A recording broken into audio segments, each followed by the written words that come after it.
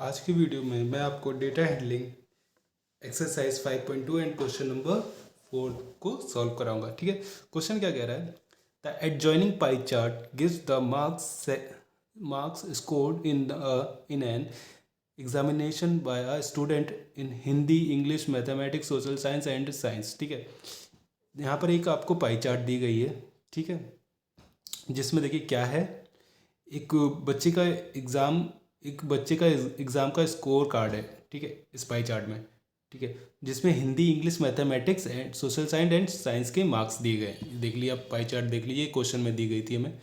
यहाँ पे एक स्टूडेंट के मार्क्स लिखे गए हैं, mathematics, social science, science, Hindi and English. ठीक है, पाई चार्ट में आपको सेंट्रल एंगल यहाँ पे प्रोवाइड करा दिए गए हैं। ठीक है, उसके बाद क्या कह रहा है question? if the total marks obtained by the student were 540। Okay, total marks जो है स्टूडेंट के द्वारा कितने प्राप्त किए गए हैं? 540। ओके, अब हमें क्या करना है? Answer the following question. हमें जो है इन 3 क्वेश्चन के आंसर करने हैं। ओके, फर्स्ट क्वेश्चन क्या है? In which subject did the student score 105 marks? Okay, किस सब्जेक्ट में स्टूडेंट ने 105 मार्क्स गेट किए, मतलब ऑब्टेन किए? ठीक है, यहाँ पे हमें क्या दिया गया था क्वेश्चन में? सेंट्रल एंगल दिया गया है, लेकिन हमसे पूछा गया है 105 मार्क्स किस सब्जेक्ट में आए हैं। ठीक है, अब आपको देखिए क्या पता है, 2 चीज़ें पता है। एक तो टोटल बच्चे कितने हैं, टोटल मार्क्स कितने आए हैं।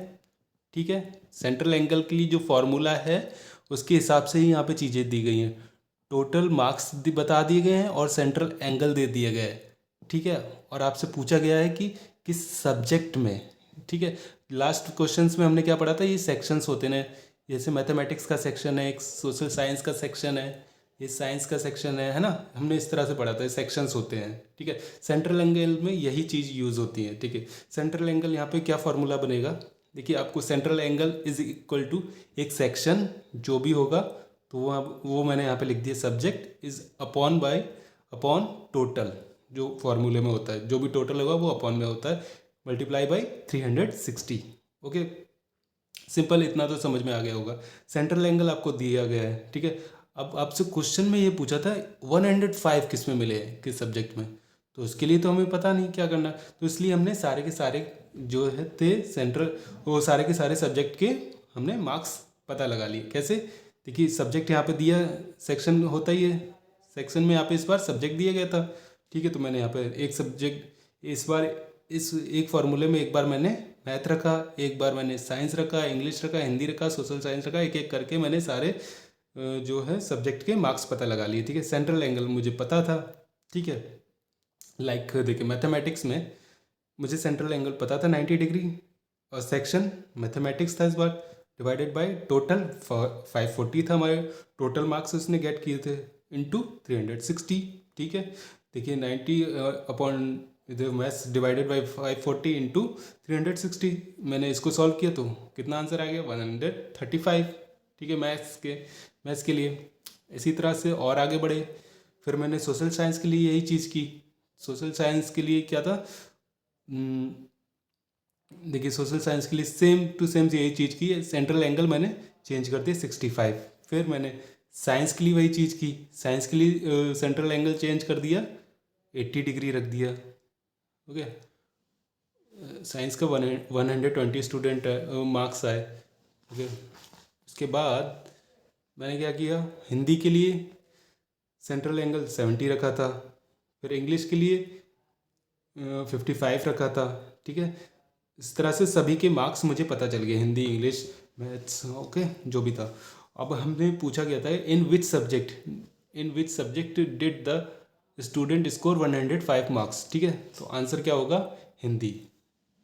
देखिए, हिंदी के मार्क्स निकल के आए 105। ओके, तो पहला क्वेश्चन इजी ही हो गया। नेक्स्ट क्वेश्चन क्या कह रहा है? How many more marks were obtained by the student in mathematics than in Hindi. देखिए, हमें जो है हिंदी, मैथमेटिक्स में हिंदी से कितने ज़्यादा मार्क्स आए हैं। ठीक है, मैथ्स के मार्क्स थे हमारे 135, हिंदी के थे 105। ठीक है, तो मैंने सीधे 135 में से 105 माइनस किया तो पता चल गया 20 मार्क्स ज़्यादा है। देखिए आपको यहीं से पता चला, हिंदी में 105 आए हैं, 135 मैथ में आए, तो मैथ में कितने ज़्यादा आए हैं, 20 मार्क्स ज़्यादा आ गए मैथ में। यही क्वेश्चन पूछा था, ठीक है। नेक्स्ट क्वेश्चन क्या कह रहा है, examine whether the sum of the marks obtain in social science and mathematics is more than that in science and Hindi. ठीक है, हमें देखिए चेक करना है क्या सोशल साइंस और मैथमेटिक्स को जोड़कर, ठीक है, सोशल साइंस एंड मैथमेटिक्स को जोड़कर जो मार्क्स हैं वो साइंस एंड हिंदी को जोड़कर उससे ज़्यादा होने चाहिए। ठीक है, अगर आपको नहीं समझ आ रहा तो देखिए बहुत इजी तरीके से मैंने लिख दिया। ये बोला है कि इन दोनों को जोड़कर और इन दोनों को जोड़कर जो ऊपर वाला जो जोड़ के आया है ना वो चीज़ ज़्यादा होनी चाहिए। सोशल साइंस एंड मैथमेटिक्स ज़्यादा होना चाहिए किससे, साइंस प्लस हिंदी से। ठीक है, जो मैंने जोड़ के चेक किया फिर देखिए सोशल साइंस का मेरा निकला था 97.5 और मैथमेटिक्स के लिए 135, इनको जोड़ा तो 232.5 आया। एंड साइंस एंड हिंदी को जोड़ा तो 120 प्लस 105 कितना आया, 225 आया। और स्टेटमेंट जो कह रहा था कि सोशल साइंस एंड मैथमेटिक्स जो है ज़्यादा होगा साइंस प्लस हिंदी से, वो स्टेटमेंट एकदम सही है। Science and maths have more than marks from science and Hindi. ठीक है, होप सो आपको ये क्वेश्चन अच्छे से समझ में आया होगा। और इसलिए मैंने ये क्वेश्चन मैंने दोबारा से रिकॉर्ड कर रहा हूँ क्योंकि ये क्वेश्चन समझाने में ना बहुत लंबा हो रहा था, तो मैंने सोचा कि एक बार मैंने अब लिख ही लिया है तो दोबारा से आपको डायरेक्टली समझा दूँ। होप सो ये तरीका आपको भी अच्छा लगा होगा, अच्छे से समझ में आया होगा। अगर आपको ये वीडियो अच्छे से समझ में आया है तो प्लीज़ मेरे चैनल को लाइक एंड सब्सक्राइब करना बिल्कुल भी ना भूलें। Thank you so much.